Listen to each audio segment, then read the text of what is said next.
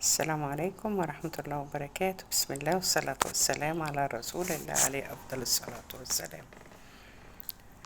بالنسبة للستات المطلقات، واحدة اتطلقت ومعاها 5 أولاد بنات وصبيان، ورمتهم لجوزها أو لطليقها،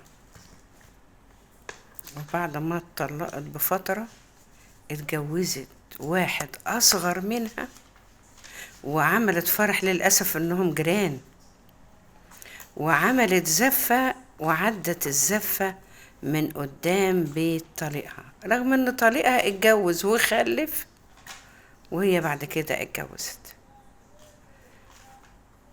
هي كده بتحرق مين؟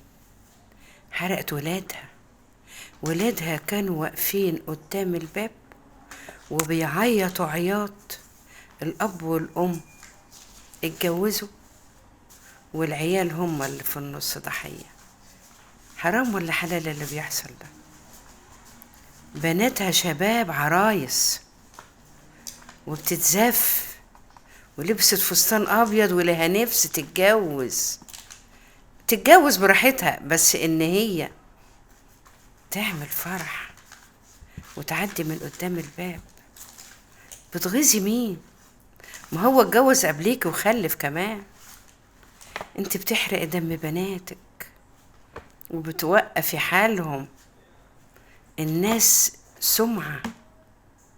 سمعة بناتك ضاعت بسببك. حرام عليك. العيال ذنبهم ايه؟ يعملوها الكبار ويعفوها الصغار يا ولاد. والله حرام اللي بيحصل ده قلة أدب وقلة دين. استغفرك يا ربي وأتوب إليك. السلام عليكم ورحمة الله. متنسوش الاشتراك في القناة وعمل لايك ليصلكم كل جديد.